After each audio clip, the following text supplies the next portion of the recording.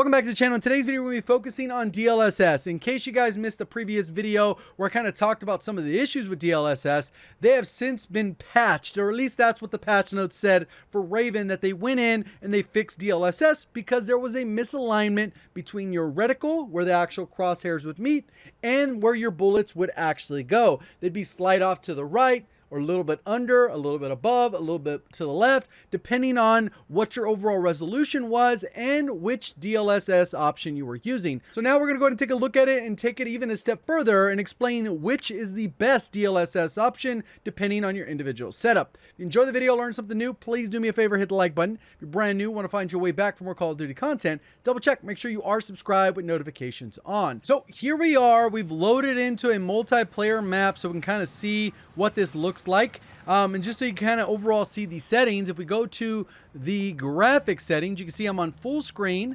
I have a 3080 card, refresh rate's 144, settings set to 100, and then I currently have DLSS off. So that's completely disabled, and we'll go over the different options as we go through this. But pretty much what will happen is you can see where the green laser is. If I aim for this black line just to the right side, line it up, crosshairs were perfect. We can go check out the actual bullet, and it literally hit where I was aiming. That is a good thing because that should still be working. We had a few of the other ones that did have some option issues. If we went to quality, this was one that experienced some issues.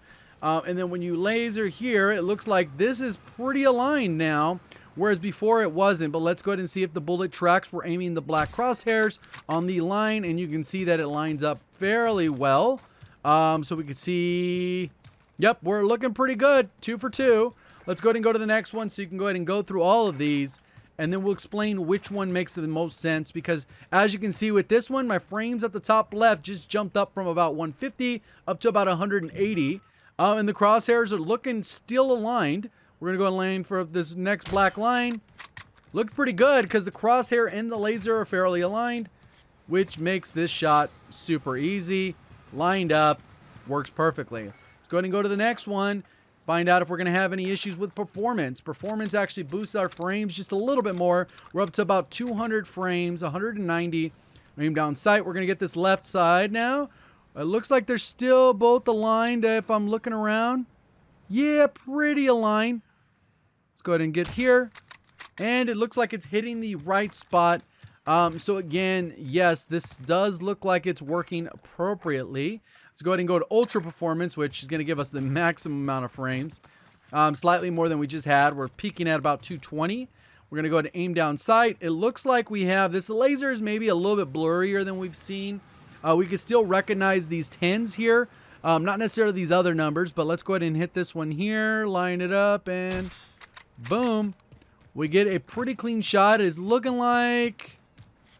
all right, cool. It's right on where it was. So pretty straightforward. So now comes into question, which is the best? Because as you can see, as I'm running around right here, I am getting more frames, but there is a little bit of blurriness. And that is a result of the DLSS options, but it is case by case and what option you end up choosing. So if you're very comfortable with your overall settings, you feel like you're getting enough frames, you can go ahead and leave this disabled. I have a 144 hertz monitor.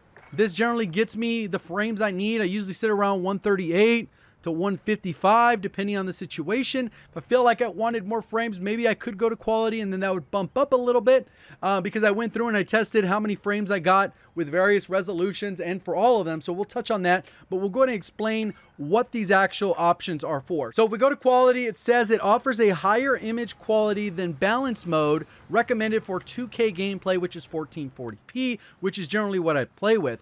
This is something like if maybe you just want a little bit extra resolution. If you were going to, let's say 4K, instead of them giving you a 3840 image by 2160, it would probably give you an image that's closer to 3200 and upscale that. It's very similar to the PS4 technology where it would say that it would give you 4K, when in reality nothing on the PlayStation 4, even the Pro, runs actually at 4K. They do a similar thing that I just talked about where the resolution's closer to like 3200 by 1800, and then they do some super sampling where they do some all kinds of magic behind the scenes, and it makes it look graphically better and giving you that close 4K.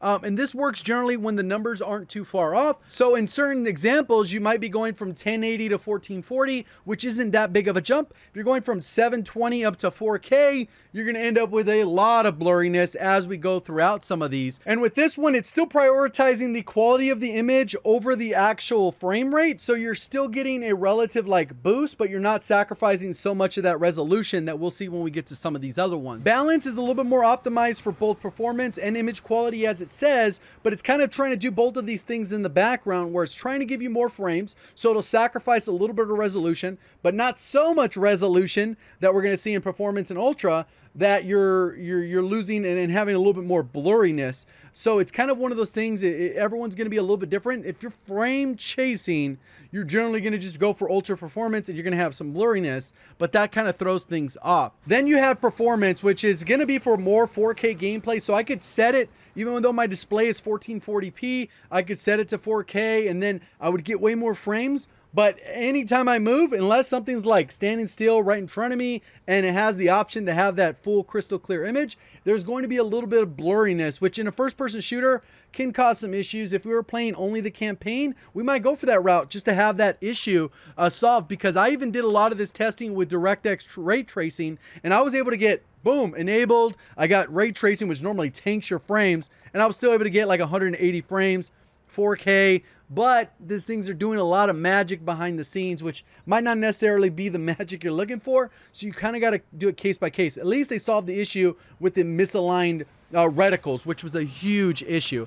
Then you have ultra performance. It says right there, it says offers the highest performance boost recommended for 8K gameplay.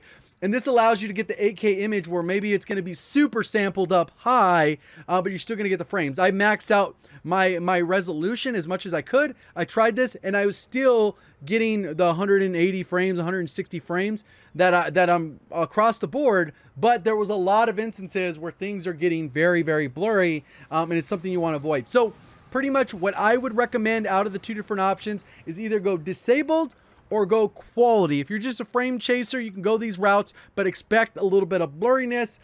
So that's why the quality generally still keeps the resolution, so you don't get as much blurriness, and it'll try to inch you a few different frames. So I went through and I kind of saw the testing of these individual ones. I went from 1080p, I put my system down at 75% from the 1440p, I ran it right at 1440p, and I ran it all the way up to 4K to kind of get some different measurements. And you can see the base, if I had no DLSS on, I could get about 180 frames without changing any of my other settings. With ray tracing on, I bumped down to about 150, while in the hipfire with the Car 98, when I ADS'd, it would drop down to 146 frames. If we're looking at 1440p, you can see there's definitely a drop off compared to these numbers. I'm losing about 10-15% of my actual frames, and then it goes way further with 4K because you're dropping an even further magnitude, and you can see how much of an impact that is having on you.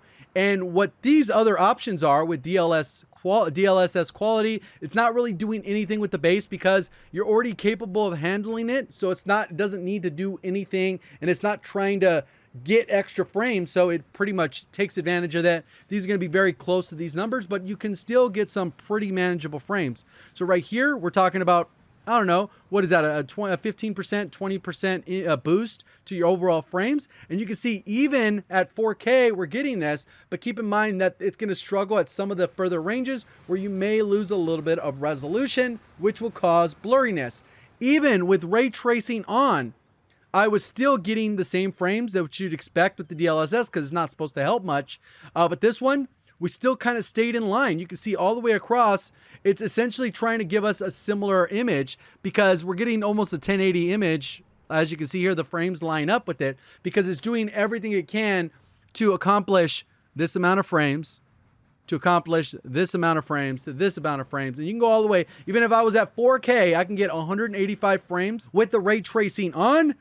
Keeping it all the way across the board, but obviously the resolution is probably much closer to this because as you can see, the base was 179 and it's even giving us probably a lower resolution than 1080 because it's actually achieving more frames. So it's kind of what you got to picture. So in this case, I might be getting 720 frames, certain areas where I'm looking at 720p. And that's why I think this one ends up working out really good, because what it's doing is it's trying to keep your frames between about 1080p all the way up to your resolution. So your frames will probably fluctuate between 150 all the way up to about 184, depending on what part of the map you're on. Obviously, they're multiplayer maps, so the frames are a little bit higher than we'd probably receive on the regular Battle Royale. I just needed a neutral playground to kind of figure that out. So if you want max frames, go that route, but just keep in mind if you're going DLSS, you're going to lose a little bit of resolution and the whole point of you being at 4K. So you either got to upgrade your hardware or deal with a little bit of blurriness, right?